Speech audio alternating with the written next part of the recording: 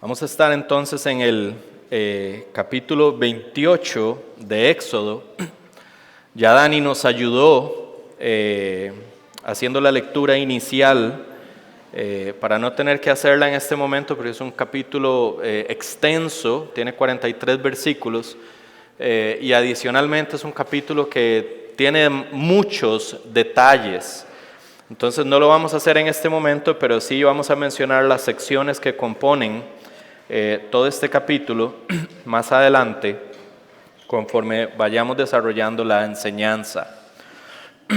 El doctor Charles Feinberg, un erudito judeocristiano, afirma que en el curso de la historia de Israel, desde el tiempo de Jesús y hasta la actualidad, al menos 64 individuos distintos han aparecido y se han autoproclamado como el verdadero Mesías. No tengo el dato de cuántos lo hicieron antes de Cristo, pero el dato está bien claro de cuántos lo han hecho posterior a la venida de Jesucristo. Y la pregunta que yo quisiera hacer esta mañana es la siguiente. Son varias, pero empiezo con esta. Si alguien hoy les preguntara a ustedes qué tiene o qué hace diferente a Jesús de esos 64 individuos que se autoproclamaron como el verdadero Mesías, ¿qué podría responder? ¿Qué tiene o qué hace a Cristo distinto a ellos? ¿Cómo defenderías la obra mesiánica de Jesucristo en tu favor? ¿Conoces cuáles eran las exigencias que debía de cumplir el verdadero Mesías y cómo Cristo las cumplió? Y tal vez aún más importante, demuestra tu vida en el día a día un convencimiento de que Jesús fue el cumplimiento perfecto de lo que debía de ser el Mesías. Mi intención esta mañana es enseñar no todas las formas en las que Jesús es el cumplimiento del verdadero Mesías, porque para eso necesitaríamos meses, pero sí al menos una de las formas en las que Jesús cumplió las exigencias mesiánicas.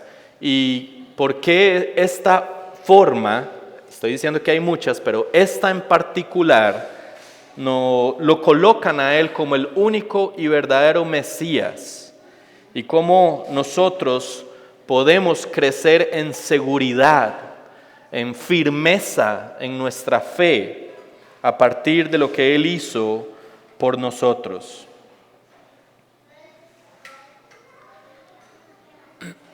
Sin la obra de Cristo, específicamente la obra de mediación de Cristo en nuestro favor, nosotros en este momento tendríamos como justo destino la tortura eterna de nuestras almas, por nuestro pecado y rebelión contra Dios. Pero Cristo hizo justamente eso, medió en nuestro favor. Y de eso quiero hablar esta mañana, de la obra de mediación de Cristo en nuestro favor. Ninguno de los 64 farsantes que se han autoproclamado Mesías cumple esta característica o esta exigencia que Dios había puesto de lo que debía de ser el Mesías. Ninguno la pudo cumplir y ningún farsante futuro podrá cumplirla tampoco cuando alguien otra vez aparezca y se autoproclame Mesías. Pero antes de desarrollarlo, quiero explicar de una manera muy breve, dar una definición muy sencilla de lo que es mediación, para que entonces las próximas veces a las que me refiera a mediación, todos podamos tener claridad de a qué me estoy refiriendo y de qué estoy hablando. Mediación se refiere a la función o condición de intervenir entre dos partes con el propósito de un encuentro, transacción o reconciliación. Voy a repetirlo porque es importante tener esto bien claro. Mediación se refiere a la función o condición de intervenir entre dos partes con el propósito de un encuentro, transacción o reconciliación. Una de las características que debía de tener el Mesías era lograr la perfecta reconciliación entre el Padre y nosotros. Y para eso hay que entender el contexto bíblico que se empieza a desarrollar desde Génesis capítulo 1, capítulo 1 al 3, de cómo el ser humano fue creado del polvo de la tierra. El ser humano no existía. El ser humano nunca pudo haber existido por sí mismo.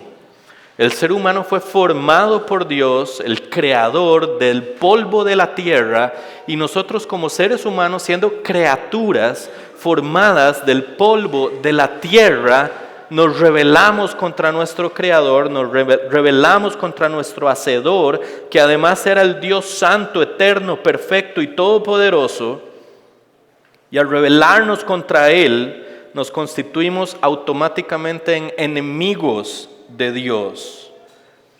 Y la rebeldía que en aquel momento produjo nuestra caída, lo único que ha hecho con el pasar de los siglos es aumentar y aumentar y aumentar y aumentar, y el mundo va en una rebeldía creciente, progresivamente aumentando, alejando al ser humano de su creador.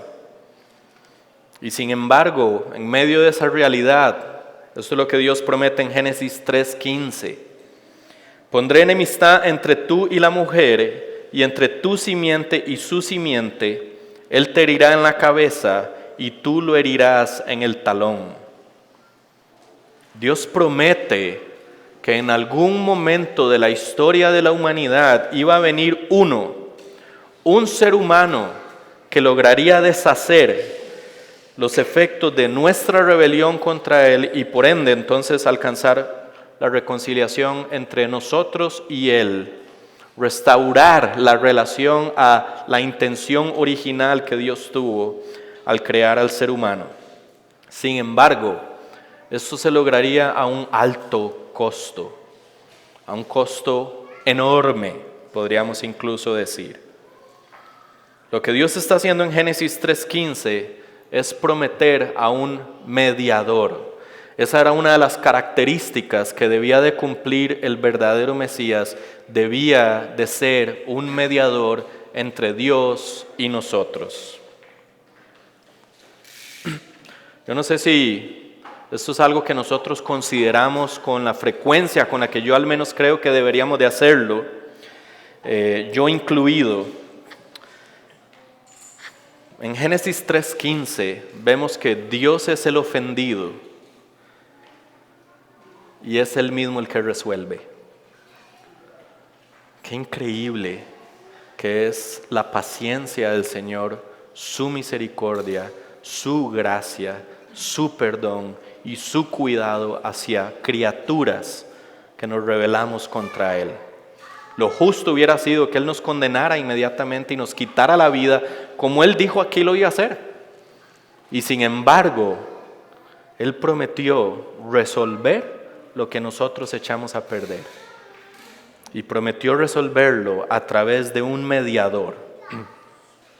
La realidad de un mediador entonces no solo era una necesidad para el ser humano, sino que también era una promesa de Dios. Y por la fidelidad de Dios y la veracidad de Dios, podemos tener plena certeza que lo que Él ha prometido, lo va a cumplir. Era una necesidad para nosotros, pero también Él lo estableció como una promesa para nosotros, para que tuviéramos la certeza de que Él lo iba a llevar a cabo. Y es importante tener esa realidad en mente, la necesidad y la promesa de un mediador que restaurara la relación entre Dios y el ser humano a la hora de entrar a nuestro texto. Porque nuestro texto es una sombra de lo que vendría a ser el perfecto mediador y lo que debía de cumplir el perfecto mediador, o sea, el Mesías prometido por Dios. Y quiero explicarles cómo esto es una sombra de la obra de Cristo. Muy interesante porque lo que vamos a ver esta mañana son las vestiduras que debía de colocarse el sumo sacerdote para poder mediar entre Dios y el pueblo. Y cómo las vestiduras representaban una mediación imperfecta que se hizo perfecta en Cristo. Esa es la verdad que nosotros podríamos extraer del texto. Las vestiduras del sumo sacerdote representaban una mediación imperfecta que se hizo perfecta en Cristo. No lo vamos a leer nuevamente todo, pero los versículos 1 al 5 nos comunican esta realidad. Las vestiduras del sumo sacerdote representaban a Dios ante el pueblo. Las vestiduras del sumo sacerdote representaban a Dios ante el pueblo. Voy a dar un dato breve que no es el énfasis de la enseñanza, pero que considero que es importante. Y después regresamos al énfasis que le vamos a dar a cómo las vestiduras representan a Dios ante el pueblo. Considero importante mencionar este dato debido a la condición de la iglesia universal, en términos de los ministros y aquellos que se dedican a la obra del Señor. Es importante notar que desde que Dios creó al ser humano, es Él quien define quiénes son los que deben servirle ministerialmente. ¿Okay? ¿Cómo lo vemos? Bueno, el Señor está diciendo ahí quiénes son los que deben servirle como sumo sacerdote y sacerdotes, y Él elige a Aarón y a sus hijos. Anteriormente, Él había elegido a Abraham. Anteriormente Él había elegido a Moisés. Aquí, si los llevamos como en orden cronológico, está ordenando el servicio de Aarón y de sus hijos. Posteriormente en la historia del Antiguo Testamento, Él ordena profetas, Él establece profetas, lo hace Él. Posteriormente Jesús es quien elige a los 12. Y después es el Espíritu Santo, nos dice en Hechos 20, que es el Espíritu Santo el que establece pastores, y se nos dice en Hechos 13, que es el Espíritu Santo el que elige a los misioneros. De tal manera que no debiera de haber nunca en las iglesias algún autoproclamado pastor o algún autoproclamado misionero. Eso no existe. Eso lo elige Dios. Y Dios lo confirma hoy a través de la iglesia local. Solamente algo que hay que ver en el texto. Es importante porque está ahí. Y creo que es importante por la condición, como dije anteriormente, el deterioro que hay de la condición ministerial en la iglesia universal, donde estimo que por lo menos un 50% al menos de los pastores se han autoproclamado pastores y por lo menos un 50% de los misioneros se han autoproclamado misioneros, y no en vano la condición de la iglesia está como está. Pero dejemos ese dato ahí y volvamos al enfoque de nuestro texto, que es la mediación. Cómo las vestiduras del sumo sacerdote eran una forma imperfecta, pero eran una forma de representar a Dios delante del pueblo. Dios manda a que se le hagan vestiduras a Aarón y a sus hijos. Dios mismo le había dado la habilidad a algunas personas para elaborar estas telas, e incluso Dios decide que esas telas para vestir al sumo sacerdote debieran de ser confeccionados de las mismas telas en las que fueron confeccionado el tabernáculo. Pero hay tres elementos, hay tres elementos que se describen en el versículo 2, que son un reflejo del carácter de Dios, de alguna manera simbolizado en las vestiduras. ¿Ok? En el versículo 2 se nos dan 3 elementos. Esos son vestiduras santas y después se nos dice para gloria y hermosura. Vestiduras santas para gloria y hermosura. Santidad, gloria y hermosura. Y cada uno de esos 3 elementos reflejan un aspecto de Dios. Vean lo que dice Isaías 6:3. Y el uno al otro daba voces diciendo: Santo, santo, santo es el Señor de los ejércitos, llena está toda la tierra de su gloria. Salmo 27:4 dice: Una cosa he pedido al Señor y esa buscaré, que habite yo en la casa del Señor todos los días de mi vida, para contemplar la hermosura del Señor y meditar en su templo. Esos 3 elementos que Dios dice, esto es lo que las vestiduras van a reflejar, en realidad lo que son es un reflejo del carácter de Dios. De hecho, si vamos al Salmo 29, versículo 2, tenemos los 3 elementos presentes en un solo versículo. Dice: tributen al Señor la gloria debida a su nombre, adoren al Señor en la majestad de la santidad. Y esa palabra majestad lo que realmente comunica es hermosura. De hecho, si alguno tiene la nueva versión internacional, va a ver que en vez de usar majestad, utiliza la palabra hermosura. Ahí tenemos los 3 elementos presentes en un mismo versículo y todos comunican aspectos del carácter de Dios. No comunican todo el carácter de Dios, pero al menos 3 elementos del carácter de Dios sí son comunicados. Estos aspectos de santidad, gloria y hermosura de Dios se veían reflejados en las vestiduras del sumo sacerdote cada vez que el sumo sacerdote iba a presentar los sacrificios por el perdón de los pecados del pueblo. Era una forma visible, tangible para el pueblo que veía que el sumo sacerdote entraba en el lugar santísimo, donde ya nadie lo podía ver. Era una forma de decir: ahí va la presencia de Dios con el sumo sacerdote, ahí va a estar la presencia de Dios cuando se ofrezcan los sacrificios en favor de la expiación de los pecados del pueblo. Entonces, los versículos del 1 al 5 es una forma de decirnos que el traje del sumo sacerdote de alguna manera reflejaba elementos del carácter de Dios, aspectos de la naturaleza de Dios. Lo que va a hacer entonces Moisés es describir de los versículos 6 hasta el 43, esta ya sería la segunda sección, que las vestiduras del sumo sacerdote representaban al pueblo ante Dios. Esta es la segunda parte. La primera es que las vestiduras del sumo sacerdote reflejaban aspectos del carácter de Dios ante el pueblo. La segunda sección es que las vestiduras del sumo sacerdote reflejaban aspectos del pueblo ante Dios. ¿Okay? Esto es, de un lado está Dios representado, o por una parte está Dios representado, otra parte está el pueblo representado en las vestiduras del sumo sacerdote. ¿Cómo sabemos esto? Bueno, nuevamente, no vamos a leer toda la sección, pero toda esta sección del 6 al 43 es que Dios le dice que las vestiduras del sumo sacerdote tienen que tener al menos 6 elementos. Esos 6 elementos iban a ser un reflejo de las 12 tribus en el traje. Esos restantes versículos lo que van a describir es darnos el detalle de cada uno de esos 6 elementos que constituyen las túnicas sacerdotales. Pero se nos dice que el versículo 4, un pectoral, un efod, un manto, una túnica, una tiara y un cinturón. Y ahí vienen las especificaciones.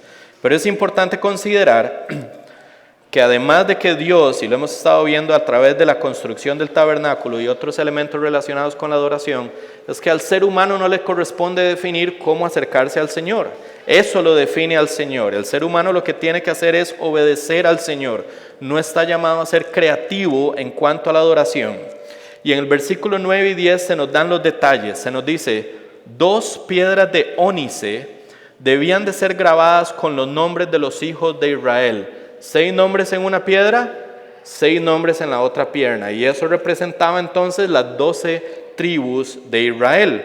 Pero más adelante también en el versículo 21 se nos dice que en el pectoral debía de haber 12 piedras grabadas cada uno con los 12 nombres de las tribus de Israel.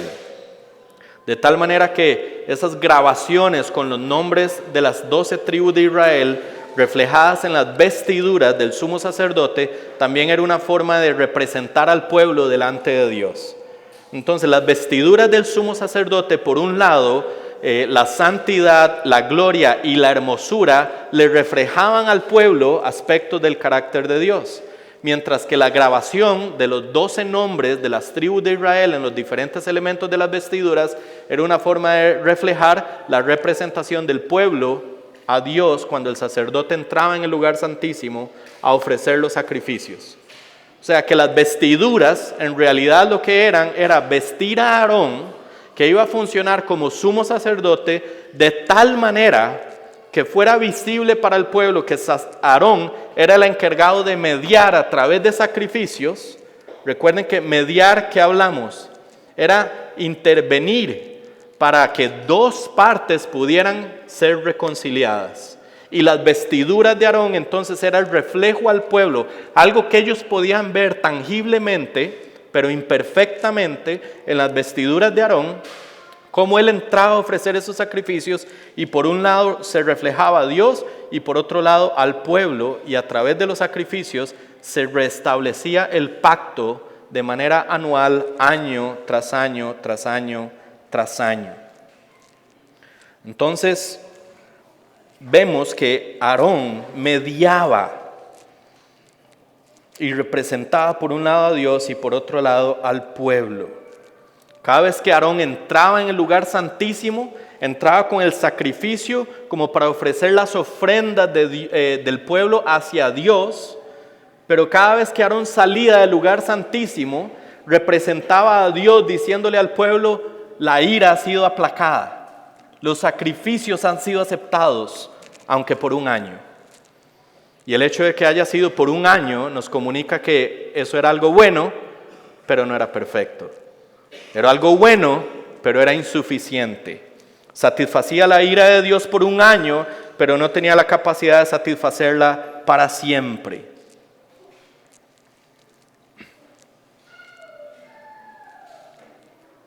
Y por eso la necesidad de ofrecer sacrificios año tras año, tras año, tras año.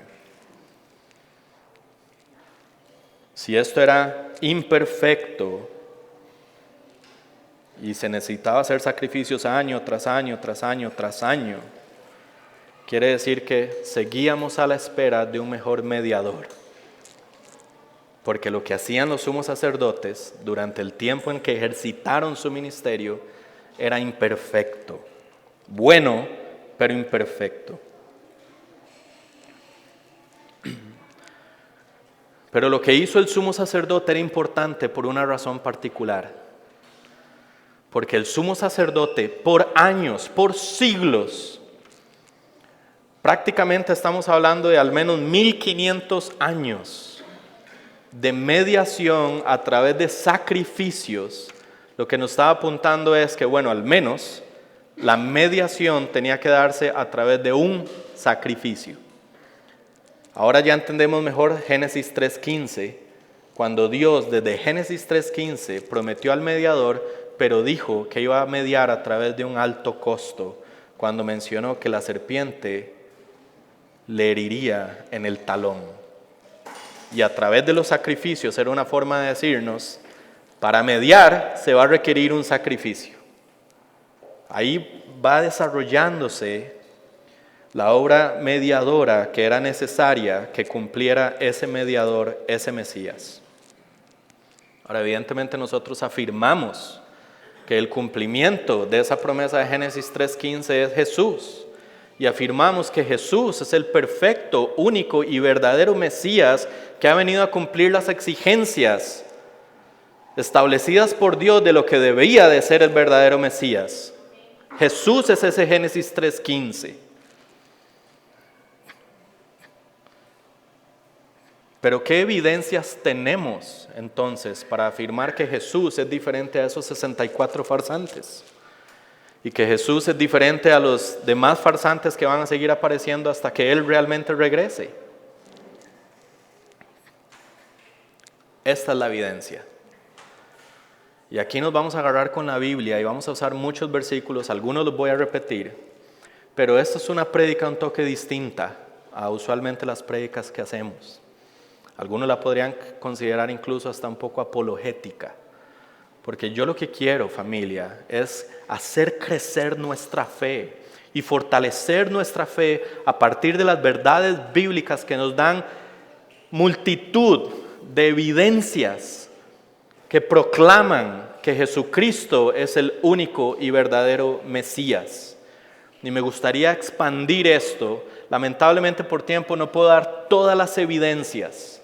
Voy a dejar algunas evidencias aparte, pero quiero dar 10 evidencias de cómo Jesucristo es el cumplimiento perfecto de la obra como sumo sacerdote y de cómo Cristo es el cumplimiento perfecto de lo que las vestiduras del sumo sacerdote representaban. Las vestiduras del sumo sacerdote simplemente eran una sombra de lo que Cristo iba a venir a cumplir a la perfección. Y estas son las 10 evidencias. Esta es la primera. ¿Cuál es la razón por la cual Cristo se distingue de los otros 64 farsantes? La primera razón es porque Jesús no necesitaba ponerse unas vestiduras para representar a Dios delante del pueblo, porque Él era completamente Dios. Juan 1:1 dice, en el principio ya existía el verbo y el verbo estaba con Dios y el verbo era Dios. Tito 2:13 dice, aguardando la esperanza bienaventurada y la manifestación de la gloria de nuestro gran Dios y Salvador Cristo Jesús. Hebreos 1:8, pero Él dijo, esto es impresionante, este es el Padre hablando del Hijo. Y dice, pero del Hijo dice, este es el Padre, dice lo siguiente sobre el Hijo. Tu trono, oh Dios, es por los siglos de los siglos. Y cetro de equidad es el cetro de tu reino. Este es el Padre llamando a Dios, llamando al Hijo Dios. Este es el Padre llamando a Jesús Dios. La evidencia bíblica a favor de la deidad de Cristo es abrumadora e innegable. Ahora, si Cristo era Dios, Él no tenía por qué vestirse con algo que representara a Dios, porque Él era completamente Dios. Él no tenía necesidad como el sumo sacerdote de ponerse algo que representara a Dios y que lo representara de manera limitada e imperfecta, porque Cristo, siendo Dios, lo representaba de manera perfecta e ilimitada. De hecho, Colosenses, no lo menciono aquí, pero nos dice, Él es la imagen visible del Dios invisible. Esa es la primera razón. La primera evidencia. La segunda es porque Jesús no tenía que ponerse una vestimenta especial para representar a la humanidad, porque Él era completamente hombre. El sumo sacerdote se vestía con 12 piedras grabadas con los nombres para representar a las 12 tribus. Pero vean qué lindo lo que dice Gálatas 4:5. Pero cuando vino la plenitud del tiempo, Dios envió a su Hijo, nacido de mujer, nacido bajo la ley, a fin de que redimiera, me ganó la pasión, ¿vieron? A fin de que redimiera a los que estaban bajo la ley para que recibiéramos la adopción de hijos. Dice, nacido de mujer, nacido bajo la ley. Y Juan 1:14 también nos dice, el verbo se hizo carne y habitó entre nosotros y vimos su gloria, gloria como la del unigénito del Padre, lleno de gracia y de verdad. Ahora, la obra de Cristo es todavía mucho mayor y más preciosa, más gloriosa que la del sumo sacerdote, porque el sumo sacerdote representaba a la humanidad, a las 12 tribus, en 2 piedras.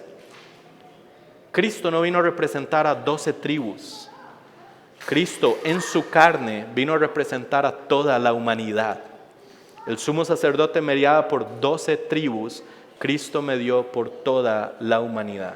siendo completamente humano. No tenía que ponerse algo que representara algo que Él no era.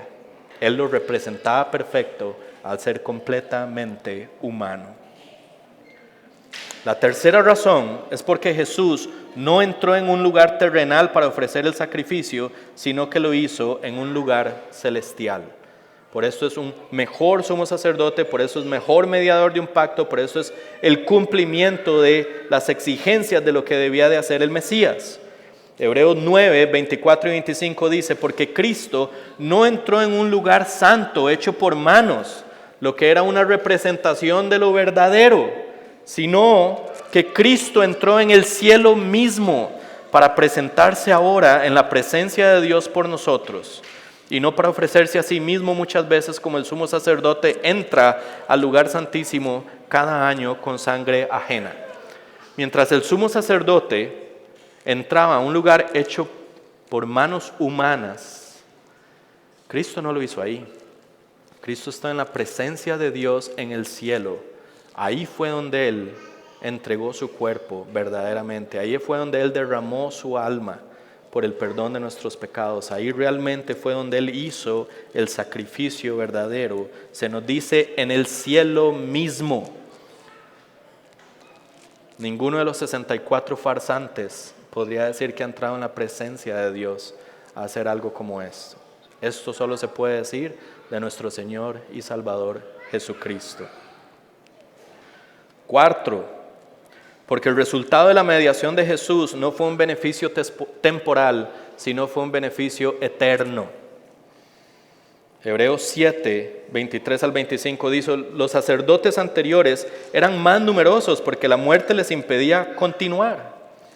Pero Jesús se conserva como sacerdocio inmutable, puesto que permanece para siempre, por lo cual, ojo, Él también es poderoso para salvar para siempre a los que por medio de Él se acercan a Dios, puesto que vive perpetuamente para interceder por ellos. Noten que la salvación que Jesús otorga es para siempre. Pero no solo eso, Hebreos 9, 11, 12 dice, pero cuando Cristo apareció como sumo sacerdote de los bienes futuros, a través de un mayor y más perfecto tabernáculo, no hecho con manos humanas, es decir, no de esta creación, entró al lugar santísimo una vez para siempre, no por medio de la sangre de machos cabríos y de becerros, sino por medio de su propia sangre, ojo, obteniendo redención eterna. ¿Qué tipo de redención? Eterna, o sea, el que llega a ser salvo es salvo para siempre, el que recibe la redención es redimido eternamente. Número 1, quiero decir un par de elementos sobre esto que me parece importante. La salvación no se pierde, mis hermanos. Y eso debiera afirmarnos a nosotros de una manera en la que muchas veces no lo consideramos en el día a día, pero parte de esto es nuevamente reafirmar nuestra fe. La salvación no se pierde. Yo tengo mucho respeto por las personas que piensan que la salvación se pierde. Ahora, una cosa es respetar a la persona, otra cosa es estar de acuerdo con lo que ellos promulgan o lo que ellos profesan. Yo no estoy de acuerdo con lo que profesan. Los respeto como personas, pero no estoy de acuerdo. Porque para mí, afirmar que la salvación se pierde es restarle valor y poder a la obra de mediación de Cristo en nuestro favor y es restarle eficacia al derramamiento de la sangre de Cristo en nuestro favor. Si Él está diciendo que la salvación es para siempre y que la redención es eterna, entonces yo no puedo decir que cuando yo soy redimido puedo perder la salvación, porque entonces no sería una redención eterna. Lo que hace el Espíritu Santo es inspirar al autor de Hebreos a poner un adjetivo calificativo a la redención que Cristo ofrece, y ese adjetivo calificativo es eterna. Entonces el Espíritu Santo no podría decirnos la salvación y la redención son para siempre y son eternas, y después decirnos, pero se pueden perder, porque entonces no podrían ser caracterizadas como para siempre y eternas. Y si Cristo derramó su sangre por alguien a quien redimió, que la sangre de Cristo no alcance para llevarlo hasta el final, es restarle valor a la eficacia de su obra. Un pequeño paréntesis importante y significativo dentro de la 4. La 5, dice así, la 5, perdón. Porque Jesús logró la reconciliación sin necesidad de ofrecer muchos sacrificios, sino a través de un único sacrificio. Recuerden que estamos hablando de por qué Jesús es el único y verdadero mediador que cumple las exigencias que debía de cumplir el verdadero Mesías. Él no ofreció muchos sacrificios, ofreció solo uno. Hebreos 7, 26, 27. Porque convenía que tuviéramos tal sumo sacerdote, santo, inocente, inmaculado, apartado de los pecados y exaltado más allá de los cielos, que no necesita, como aquellos sumos sacerdotes, ofrecer sacrificios diariamente, primero por sus propios pecados y después por los pecados del pueblo, porque esto Jesús lo hizo una vez para siempre, cuando Él mismo se ofreció. Una vez y para siempre, de tal manera que no hay necesidad de repetir los sacrificios. Si el sacrificio de Cristo fue una vez y para siempre, quiere decir que ese fue el sacrificio perfecto. Y si algo es perfecto, quiere decir que no hay necesidad de nada más. Porque si hubiera necesidad de algo más, no podríamos calificarlo como perfecto. Número 6. Porque Jesús, siendo sumo sacerdote, no ofreció animales en sacrificios, sino que se ofreció a sí mismo. Acabamos de leer Hebreos 7, 26, 27. Voy a repetirlo porque convenía que tuviéramos tal sumo sacerdote, santo, inocente, inmaculado, apartado de los pecadores, exaltado más allá de los cielos, que no necesita, como aquellos sumos sacerdotes, ofrecer sacrificios diariamente, primero por sus pecados y después por los pecados del pueblo, porque esto Jesús lo hizo una vez y para siempre cuando se ofreció a Él mismo. Él no ofreció sacrificios, Él se ofreció Él mismo. Y 1 Pedro 1:19 también nos habla de esto. Dice que no pagó con sangre de animales, sino con sangre preciosa, como de un cordero sin tacha y sin mancha, la sangre de Cristo. La Biblia nos dice en Romanos que la paga de la muerte, la paga del pecado es la muerte, y en Hebreos se nos dice que sin derramamiento de sangre hay remisión de pecados. Es imposible. Bueno, Cristo murió dando su propia vida y Cristo derramó su sangre de tal manera que la ira de Dios fuera aplacada de una vez y para siempre. Y fue de una vez y para siempre porque, a diferencia de los sumos sacerdotes que presentaban animales, Él se presentó a sí mismo. Yo no sé si aquí nosotros podemos seguir hablando un poquito, podemos expandir demasiado, pero en Génesis 3:15, cuando se nos dice que la serpiente le herirá el talón, nos está hablando de un alto costo que debía de pagar el verdadero mediador. El que venía a cumplir las exigencias de Dios relacionadas con la obra mesiánica debía de pagar un alto costo. Cristo dio su vida y Cristo derramó su sangre. Pero no solo eso, es que lo hizo siendo Dios. Es que nosotros pecamos contra Él y nosotros nos rebelamos contra Él. Y el ofendido fue el que nos proveyó la solución.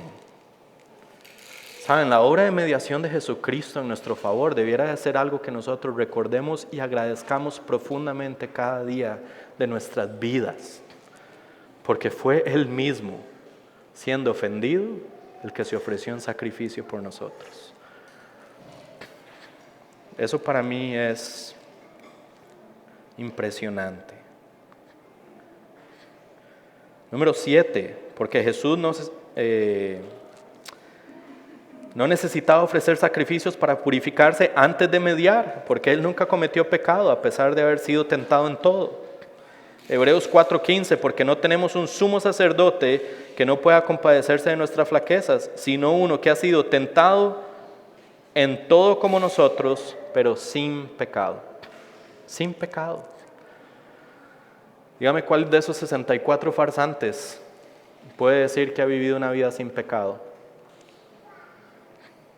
¿O cuál de los que vengan en el futuro podrá afirmar que ha vivido una vida sin pecado? Pero no solo que lo afirme, es que las personas a su alrededor puedan poner las manos al fuego y decir, realmente nunca ha pecado. Convivimos con Él, lo vimos en todas las circunstancias, lo vimos expuesto a la debilidad de la carne y nunca pecó. ¿Ustedes creen que si los discípulos lo hubieran visto pecar, hubieran entregado sus vidas por Él de la forma en la que lo hicieron cuando Jesucristo resucitó de entre los muertos? Número 8. Porque el Padre nos dio un testimonio no verbal de su aceptación de la obra de mediación que Jesús hizo en nuestro favor. Esta es de mis favoritas. Jesús pudo haber dicho cualquier cosa, pero Jesús estaba mediando entre Dios, Padre, y nosotros. De tal manera que uno tendría que decir, Jesús puede decir cualquier cosa, pero ¿qué dijo el Padre? ¿Dijo el Padre algo sobre esa obra de mediación de Jesucristo? Lo comunicó de manera no verbal. Eso es importante entenderlo. Dio evidencia de su aceptación, aunque no lo hizo de manera verbal. La primera forma, Marcos 15:38, y el velo del templo se rasgó en dos, de arriba a abajo. El velo del templo, lo que tenía la función de crear una barrera de separación entre Dios y el pueblo, diciéndole al pueblo, aquí nadie puede entrar a mi presencia. El que entre a mi presencia será consumido de manera inmediata, de tal manera que ningún ser humano, aparte del sumo sacerdote, una vez al año, después de haber ofrecido sacrificios, se atrevía de entrar en ese lugar. Pero se nos dice que cuando Cristo murió, después de haber dicho, consumado es, se ha hecho la obra que se tenía que hacer. Esas fueron palabras de Cristo en la cruz. Inmediatamente después el velo del templo se rasga, y cuando se rasga, ese es un testimonio no verbal de parte de Dios de decir, la barrera ha sido quitada. La separación ahora es comunión. La barrera ahora es un camino abierto, nuevo, que se ha hecho por la obra de mediación de Jesucristo, accesible a todos los que ponen su fe en ese sacrificio. Si el velo se ha rasgado y el camino hoy está abierto, quiere decir que no hay necesidad de más sacrificios. Esa es la primera comunicación no verbal que Dios le da a la humanidad para dejarle saber que Él aceptó la obra de Cristo en nuestro favor. La segunda es Hechos 2:24 y dice, y dieron muerte al autor de la vida, al que Dios resucitó de entre los muertos, de la cual nosotros somos testigos. Vean qué impresionante. Primero, ¿cuál de esos otros 64 farsantes se ha levantado de la muerte? Si Cristo hubiera sido otro farsante, hubiera permanecido en la tumba como los otros 64 farsantes. Pero el hecho de que Dios lo haya resucitado de entre los muertos es su forma de testificarle al mundo la eficacia de la obra de Cristo en nuestro favor y su aprobación de su obra en nuestro favor. Ahora, quiero que lo relacionemos incluso todavía más con la obra del sumo sacerdote. El sumo sacerdote se vestía con esas vestiduras, entraba en el lugar santísimo y nadie sabía si el sacrificio que iba a ofrecer iba a aplacar la ira de Dios por un año. ¿Cuándo era que el pueblo sabía que la ira de Dios realmente había sido aplacada? Cuando el sumo sacerdote salía. Ahí era donde el pueblo hacía, gloria a Dios, un año más. Ahora, entendamos lo que Cristo hizo. Cristo entró al lugar, al cielo mismo, se ofreció a sí mismo, dando su vida y su sangre. Pero si Cristo hubiera permanecido en el sepulcro, ¿qué garantía hubiéramos tenido nosotros de que la ira de Dios hubiera sido aplacada? Ahora, cuando Cristo sale del sepulcro, es su comunicación, como lo hacía el sumo sacerdote al salir del templo, del lugar santísimo. Cuando Cristo sale del sepulcro, le está diciendo a todos los que creen en Él, la ira de Dios por sus pecados ha sido aplacada por mi obra. Y ahora ustedes pueden tener comunión con Dios, que no lo merecían.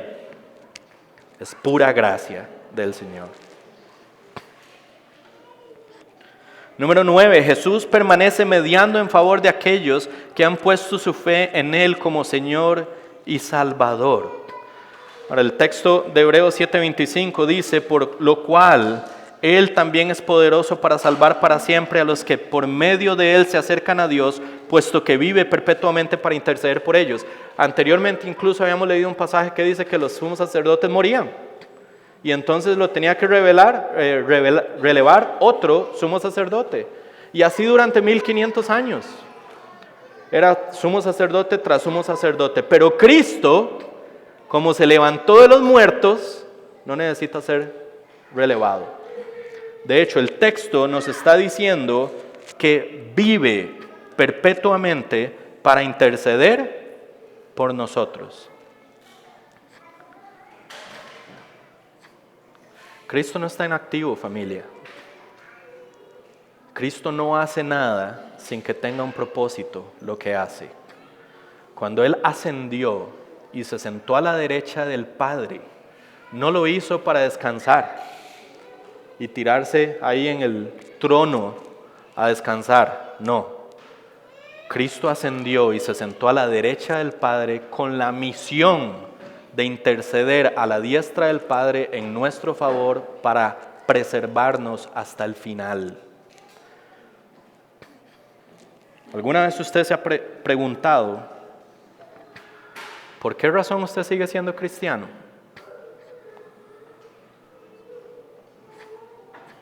Usted tiene la capacidad de mantenerse en la fe. En medio de este mundo caído, con las injusticias, las enfermedades, la muerte, el pecado, las traiciones. ¿Usted cree que usted tiene la capacidad de sostenerse en la fe? ¿Usted sabe por qué usted está aquí hoy?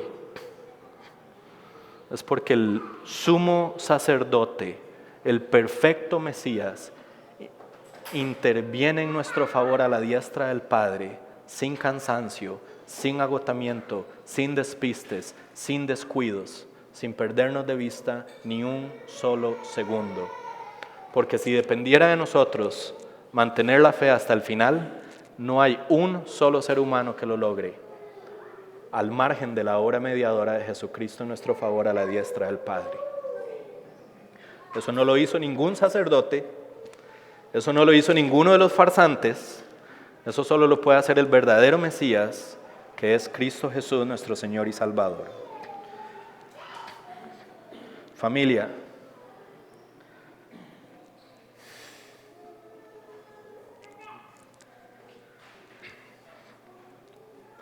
vivimos en un mundo caído, pero podemos tener la plena certeza de que no hay un solo segundo durante el día en que Él aparte su poder preservador de nosotros. Y por su mediación en nuestro favor, seremos preservados hasta el final. Porque estamos en las manos del Todopoderoso y nadie nos puede apartar de ahí. Nadie nos puede apartar de las manos de aquel que todo lo sustenta, de aquel por medio de quien fueron creadas todas las cosas y por medio de quien todas las cosas se sostienen. Y nadie nos puede apartar de las manos de aquel a quien le ha sido dada toda autoridad en el cielo y en la tierra.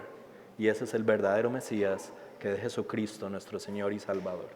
No importa lo que usted está enfrentando hoy. No importa lo que usted está enfrentando hoy. No hay una sola realidad terrenal y presente que pueda alterar su realidad espiritual y celestial que Cristo le garantiza como resultado de su obra mediadora en nuestro favor. Eso debiera hacer, familia, que diariamente caigamos de rodillas, rendidos al Señor, diciéndole en las noches, Señor, de no haber sido por ti y de no haber sido porque me sostuviste durante este día, te hubiera negado fácilmente, Señor. Has preservado mi fe, Señor, y te lo agradezco. Y con humildad, Señor, mejórame para mañana, porque mañana si no me preservas te negaría, Señor. La única realidad por la que usted y yo estamos aquí, familia, es porque tenemos un sumo sacerdote que vive perpetuamente para interceder por nosotros. E intercederá hasta llevarnos seguros a casa. Número 10, porque Jesús nos ha concedido el poder entrar a la presencia de Dios confiadamente. Los sumos sacerdotes y los farsantes, no estoy comparando y diciendo que los sumos sacerdotes eran farsantes, ojo. Estoy diciendo que lo que hicieron los sumos sacerdotes no era suficiente para garantizarle al pueblo acceso confiadamente al pueblo a la presencia de Dios. Y ninguno de los 64 farsantes ni de los que vengan lo podrán lograr. Hebreos 4:16 dice, por tanto, acerquémonos con confianza al trono de la gracia para que recibamos misericordia y hallemos gracia para la ayuda oportuna. La obra de Cristo ha permitido que ahora usted y yo podamos acercarnos confiadamente. ¿Saben qué es confiadamente?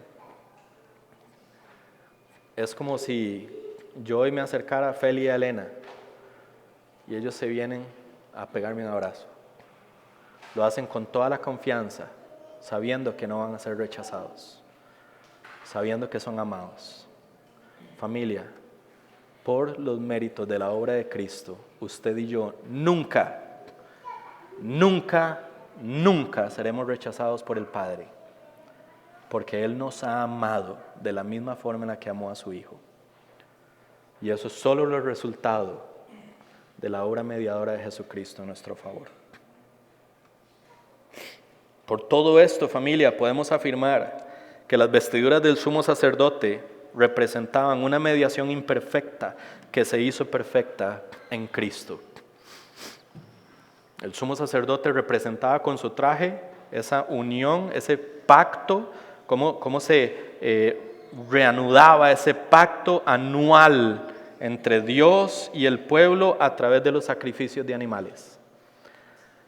La realidad de que Cristo fuera completamente Dios y completamente hombre y que haya ofrecido no animales, sino Él mismo se ofreció como sacrificio, nos garantiza, testifica y es la evidencia tangible y suficiente de que Él es el único y verdadero Mesías y de que es el único que verdaderamente pudo mediar en nuestro favor delante del Padre. 10 verdades que debieran de fortalecer nuestra fe, nuestra seguridad en Cristo, en un mundo que se dirige al colapso total, pero que, como dije anteriormente, también debieran de hacernos crecer en gratitud, porque si hoy las creemos, es porque Él lo ha permitido, si las seguimos creyendo, es porque Él lo permite, y si las creeremos hasta el final, es porque Él lo permitirá.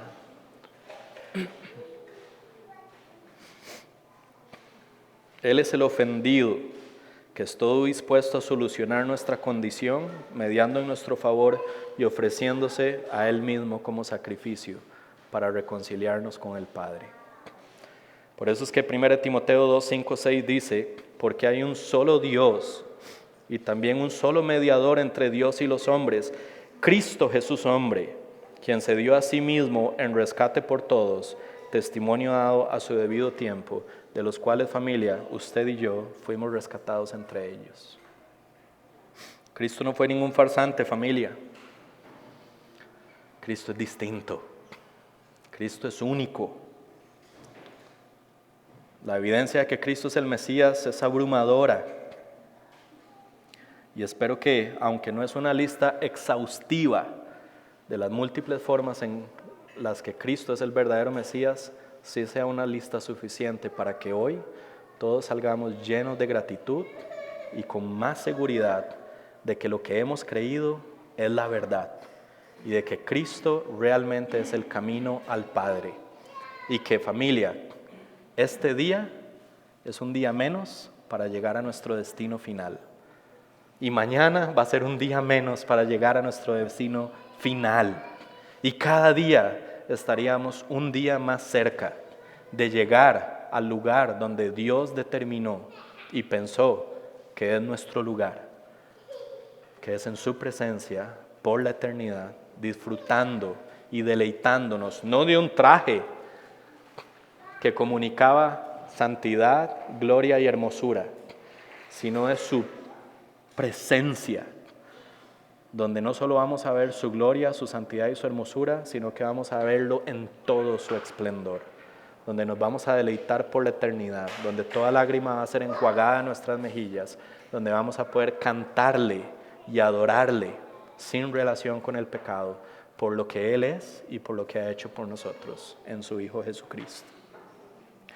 Familia, nunca dejemos por ninguna razón que haya mentiras en nuestro día a día que nos quiten el gozo de las realidades espirituales que hoy disfrutamos como resultado de Cristo, de la obra de Cristo en nuestro favor. Ahí es donde nosotros tenemos que defender y decir, no, esto es mentira, esto es verdad, esto es mentira, esto es verdad, y a esto me quiero aferrar, porque mi vida depende de cuánto yo crea y cuánto yo viva las verdades del Evangelio, que me han sido reveladas para que le conozca y para que tenga un sustento firme y seguro mientras transito en esta peregrinación hasta llegar a mi destino final. Creamos la verdad, pero también vivamos esa verdad. Señor, te damos las gracias porque tienes textos como estos en Éxodo, que tal vez uno leería y uno diría, ¿qué tiene que ver las vestiduras del sumo sacerdote en el plan de redención? Hoy nos has traído luz, Señor, de cómo eso era simplemente una sombra que apuntaba a un mejor mediador, al Mesías, a Cristo, que medió de manera perfecta en nuestro favor, que sigue mediando a tu diestra en nuestro favor y que por su poder nos llevará seguramente a nuestro destino. Señor, gracias por estas verdades. Permítenos responder en gratitud y adoración a ti. Ayúdanos a cantar siendo conscientes de lo que estamos cantando y cómo estas verdades informan nuestra vida, para que estas verdades nutran nuestras emociones y nuestras afecciones y tengamos el deseo profundo de vivir para tu gloria, Señor. Te lo pedimos en el nombre de Jesucristo nuestro Salvador. Amén.